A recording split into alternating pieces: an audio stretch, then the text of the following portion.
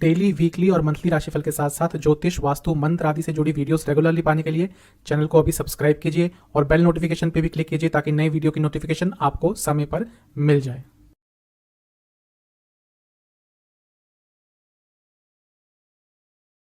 ओम गणेशाय नमः। ओम नमः शिवाय। मैं निखिल ज्योतिष आचार्य आप सभी का मेरे चैनल पे पुनः स्वागत करता हूँ। आशा करता हूँ आप सभी स्वस्थ होंगे। महादेव की कृपा आप सभी पर सदैव बनी रहे।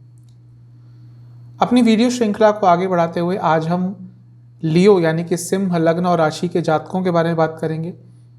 ऐसी 10 चीज़ें जो उनके दुख का कारण बनती है, इस विषय पर यह वीडियो बनेगा। क्योंकि एक सामान्य विश्लेषण होता है, आपके जीवन में लग्न और राशि दोनों का ही प्रभाव होता है। तो यदि आपका सिंह लग्न है या फिर सिंह राशि है, आप दोनों से ही इसको ऑब्जर्व कर सकते हैं। इस वीडियो को एक आलोचना की तरह ना लेते हुए इन पॉइंट्स को यदि समझेंगे और इन पर काम करेंगे और इनको अपने जीवन से दूर करेंगे तो शायद आपके जीवन में और सकारात्मकता बढ़ जाएगी। इसके साथ ही उन राशियों के बारे में बताऊंगा जिनसे आपको थोड़ा सा दूर रहना चाहिए, थोड़ा सा बच के रहना चाहिए। एक ऐसा समय जो आपके जीवन में आता है जो थोड़ा मुश्किल होता है, और एक ऐसा उपाय जो आपको निरंतर करना चाहिए जिससे जीवन में निरंतर सकारात्मकता बनी रहेगी। तो शुरुआत करते हैं लियो यानी कि सिंह के लिए इस महत्वपूर्ण वीडियो का। सबसे पहला पॉइंट जो आपके दुख का कारण बनता है वो है आपका कंट्रोलिंग नेचर। अब ये एक अग्नि तत्व की राशि है, एक रॉयल साइन है। जो इनके राशि के स्वामी हैं सूर्य, वो ग्रहों में राजा हैं, तो एक अथॉरिटेटिवनेस, एक कंट्रोलिंग नेचर आ ही जाता है। अब होता क्या है कि ये लोगों की चिंता करते हैं, इसीलिए वो अथॉरिटी रखते हैं, और उस चक्कर में ये ज़्यादा ही थोड़े कंट्रोलिंग बन जाते हैं। इनके मन में ये नहीं होता कि ये उनको डोमिनेट करे या कंट्रोल करे, लेकिन क्योंकि उनकी चिंता करते हैं और इनका नेचर थोड़ा अथॉरिटेटिव होता है, तो वो आसपास के लोगों को थोड़ा कंट्रोलिंग लगने लग जाता है। और इस कारण से इनके कुछ लोगों से, कई लोगों से संबंधों में विकार आते हैं, क्योंकि उनको ये लगता है कि ये बहुत कंट्रोलिंग है, बहुत अथॉरिटेटिव है, बहुत डोमिनेटिंग है, और इसलिए कई लोगों से संबंधों में विकार आते हैं और ये इनके दुख का कारण बनते हैं। सेकंड पॉइंट, इनके अंदर एग्रेशन बहुत होता है, बहुत ज़्यादा एग्रेसिव होते हैं। टेम्पर इनका बहुत जल्दी रेज हो जाता है और एकदम गुस्सा आता है। और भी राशियां हैं जिनके अंदर गुस्सा होता है, लेकिन वो धीरे धीरे आता है। इनका गुस्सा एकदम आता है। इसका भी एक कारण है। एक तो अग्नि तत्व की राशि है, इनके स्वामी भी एक अग्नि तत्व के ग्रह है यानी कि सूर्य। तो ये दोनों चीज़ें मिलकर इनको बहुत एग्रेसिव बनाती है। इसलिए गुस्सा, जैसे कहते हैं कि हमेशा नाक पर रहता है। अब हर जगह गुस्सा काम नहीं करता। अब शायद एक एग्रेसिव एटीट्यूड, एक अथॉरिटेटिव एटीट्यूड आपको प्रोफेशनल लाइफ में आगे बढ़ा दे। हो सकता है ये कुछ लोगों को प्रोफेशनल जीवन में अच्छा लगे, लेकिन पर्सनल लाइफ में ये चीज़ें काम नहीं करती। एग्रेशन और ये सारी चीज़ें पर्सनल लाइफ में काम नहीं करती, और इसी कारण ये इनको पर्सनल लाइफ में बहुत दुख देके जाती है। तो दूसरा कारण बनता है आपका क्रोध, आपका एग्रेशन। तीसरा कारण बहुत महत्वपूर्ण है, इनके अंदर सहनशीलता की कमी रहती है। ये हमेशा चीज़ों को अपने हिसाब से चाहते हैं। इनसे कुछ चीज़ यदि बर्दाश्त नहीं होती तो वहाँ पे ये बिल्कुल भी फ्लेक्सिबिलिटी नहीं दिखाते। फॉर एग्ज़ाम्पल, अगर ये कहीं गए हुए हैं, इनको कोई जगह पसंद नहीं आ रही, सपोज़ ये ग्रुप में कहीं घूमने गए हैं, इनको जहाँ पे ये होटल में रुके हैं इनको वो जगह पसंद नहीं आएगी, तो ये हमेशा बोलेंगे कि नहीं मैं चेंज करूँगा या चेंज करूँगी। वो बाकी सारे लोग भले ही थोड़ी फ्लेक्सिबिलिटी दिखा दें, लेकिन इनके अंदर वो फ्लेक्सिबिलिटी नहीं रहती, इनके अंदर वो सहनशीलता नहीं रहती। इंग्लिश में एक टर्म आता है माई वे और हाईवे, यानी कि या तो मेरे हिसाब से होगा या फिर नहीं होगा। और ये चीज़ भी इनके जीवन में कई जगह दुख का कारण बनती है, क्योंकि आज के समय में थोड़ा फ्लेक्सिबल हर इंसान को होना पड़ता है, और यदि वो फ्लेक्सिबल नहीं हो पाता तो जीवन में कहीं ना कहीं आगे बढ़ने से उसको कोई ना कोई रुकावट आ जाती है, या फिर पर्सनल लाइफ में कुछ ना कुछ प्रॉब्लम्स आती है। तो सहनशीलता की कमी भी एक जीवन की इनकी वजह बनती है जो इनको दुख देती है, क्योंकि एक स्थिर स्वभाव की राशि है, वहाँ से भी ये चीज़ आती है कि हाँ ये थोड़े कम फ्लेक्सिबल होते हैं। चौथा कारण, ये मेरा पर्सनल ऑब्जर्वेशन है, जो मैंने अपने क्लाइंट से, कंसल्टेशन से या फिर अपने पर्सनल जीवन से मैंने ऑब्जर्व किया है कि इनको ये लगता है कि ये बहुत चालाक हैं। कभी कभी इनको लगता है ये सबसे बहुत चालाक व्यक्ति हैं, इनके आसपास जितने लोग हैं उनमें सबसे इंटेलिजेंट हैं, और ये हर इंसान को बहुत आराम से बेवकूफ़ बना लेते हैं, इनको ऐसा लगता है और होता भी है। ये कई लोगों को बेवकूफ़ बना सकते हैं लेकिन सबको नहीं बना सकते। और ये जो चीज़ है कि हाँ मैं इससे भी तेज़ हूँ, उससे भी तेज़ हूँ, कभी कभी इनके अंदर एक फॉल्स कॉन्फिडेंस देता है, एक फॉल्स ईगो भी भरता है, एक सुपीरियरिटी कॉम्प्लेक्स ले आता है, और वहीं पे ये धोखा खाते हैं कि इनको ये लगता है हाँ हर व्यक्ति को मैं अपने हिसाब से घुमा लूँगा, और हर व्यक्ति नहीं हो पाता। कुछ लोग इनके चक्कर में आ जाते हैं, या इनका ये जिस तरह से अपने आप को प्रेजेंट करते हैं इनकी बातों में आ जाते हैं, हर कोई नहीं आ पाता, और वहीं से इनको थोड़ा बहुत दुख मिलता है या नुकसान मिलता है। 5वां पॉइंट, ये लोगों से बहुत फॉल्स एक्सपेक्टेशंस रखते हैं। अब जो व्यक्ति इनको पसंद आता है, जो इनके सर्कल में है, इनका दोस्त है, ये शुरुआत में इनसे उनसे बहुत एक्सपेक्टेशंस रखते हैं कि हाँ भाई, क्योंकि ये उनको अपना मानते हैं। भले ही देखने से बहुत एग्रेसिव लगे लेकिन मन से थोड़े भावुक होते हैं उन लोगों के लिए जिनको ये पसंद करते हैं।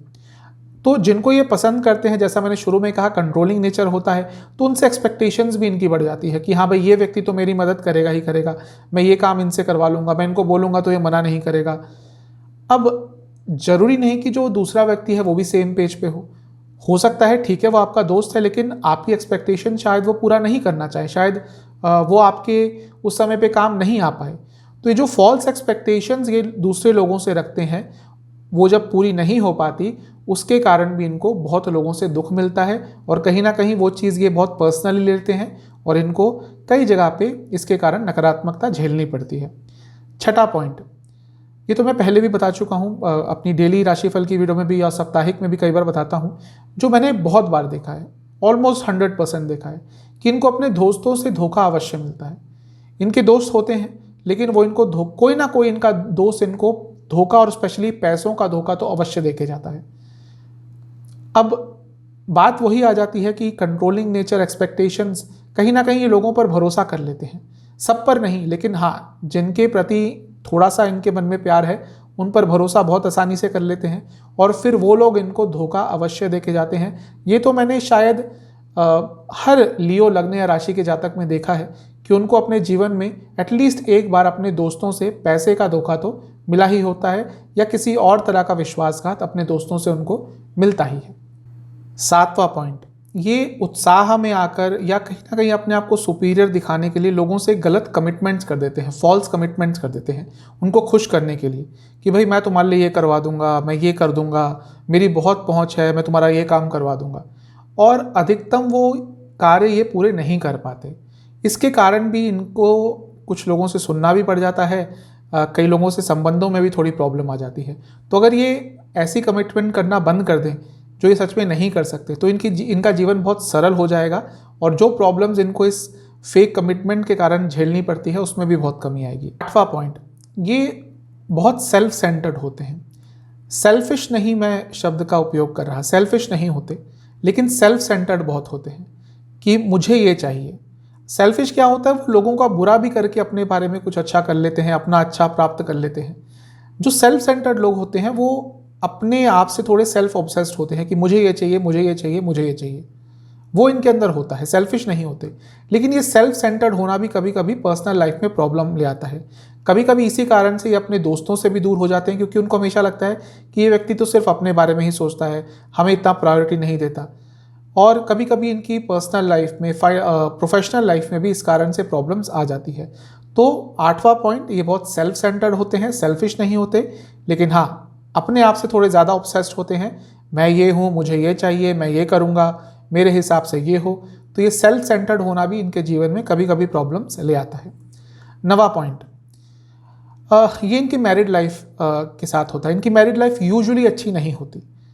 बहुत एक्सपेक्टेशंस के साथ ही शादी करते हैं, अपना कोई पार्टनर बनाते हैं, मैरिड लाइफ की तरफ जाते हैं, उस बंधन में यदि बनते हैं तो बहुत एक्सपेक्टेशंस के साथ बनते हैं कि हाँ ऐसा होगा, हमारी मैरिड लाइफ ऐसी होगी, लेकिन वैसी यूजुअली होती नहीं। एक कारण है क्योंकि सप्तम भाव इनका लग्न से देखा जाएगा राशि से शनि महाराज का बनता है। इनके स्वामी कौन है? सूर्य, उनका सप्तम भाव का स्वामी शनि, तो दोनों में वैसे ही कंपैटिबिलिटी नहीं है। तो इसलिए इनकी मैरिड लाइफ में बहुत प्रॉब्लम्स आती हैं। इनकी एक्सपेक्टेशंस कभी भी पूरी नहीं हो पाती अपने लाइफ पार्टनर से, और वो भी इनके दुख का कारण बनती ही है। फिजिकल और इमोशनल, भावनात्मक, रोमांटिक, हर तरह की कंपैटिबिलिटी में आगे चलकर इनके जीवन में, वैवाहिक जीवन में प्रॉब्लम्स आती ही है। 10वां पॉइंट, ये इनका एक बहुत पेक्यूलियर नेचर है। ये कभी कभी बहुत शक्की हो जाते हैं। ये कभी कभी इनका जो शक का लेवल है इतना बढ़ जाता है, ये अपने बहुत निकटतम लोगों पर भी शक करने लग जाते हैं। और यूजुअली वो बेफिजूल का होता है, व्यर्थ का होता है, लेकिन क्योंकि इनका नेचर होता है, ये हर व्यक्ति पर शक करने लग जाते हैं और उसके कारण भी कभी कभी इनके संबंधों में कुछ विकार आ जाते हैं। तो ये वो 10 पॉइंट हैं जो मेरे हिसाब से इनके दुख का कारण बनते हैं, यानी कि लियो यानी कि सिंह के। कोशिश करूंगा कि पार्ट 2 भी इस वीडियो का कभी निकालूं आने वाले कुछ महीनों में। अब उन राशियों की बात करते हैं जो इनको थोड़ा दुख पहुंचाती है, जिनसे थोड़ा दूर रहना चाहिए। जैसा मैंने अभी कहा, शनिदेव की राशियां। शनिदेव इनका सप्तम भाव के स्वामी है और शनिदेव से इनके लग्न या राशि के स्वामी के संबंध अच्छे नहीं हैं। तो शनिदेव की जो दोनों ही राशियां हैं, मकर और कुंभ, उनके साथ इनके संबंध अच्छे नहीं रहते। वो इनको दुख देते हैं, पीड़ा देते हैं, धोखे देते हैं। एक ऐसा पीरियड जो इनके जीवन में थोड़ा प्रॉब्लमेटिक होता है, 25 से लेकर 30, ये समय इनके जीवन में बहुत वॉलेटाइल होता है, बहुत अनस्टेबिलिटी कभी कभी ले आता है। और अर्ली चाइल्डहुड, 7-8 से पहले का जो समय है, वो भी कभी कभी इनके जीवन में बहुत सारी बुरी घटनाओं के साथ बीतता है। एक दान जो आपको हमेशा करना चाहिए, एक उपाय जो आपको हमेशा करना चाहिए, वो ये है कि आपको गुड़ का, जैगरी, उसका नियमित दान करना चाहिए। वो मंदिर में करें या फिर गौशाला में। ये नियमित आप कर लेंगे, क्योंकि जो गुड़ है, जैगरी है, वो सूर्य का एक कारक पदार्थ माना गया है। हर ग्रहों के अलग अलग पदार्थ होते हैं, उसके हिसाब से ही अगर दान पुण्य की बात करते हैं, पूजा पाठ की बात करते हैं, तो कहीं ना कहीं उनका उपयोग होता है। तो गुड़ का नियमित तौर से आप दान करेंगे तो आपके जीवन में स्थिरता बनी रहेगी। आशा करता हूँ ये वीडियो आपके काम आएगी। चैनल पे नए हैं, सब्सक्राइब कीजिए, वीडियो को लाइक कीजिए। मिलता हूँ अगली वीडियो में, तब तक के लिए।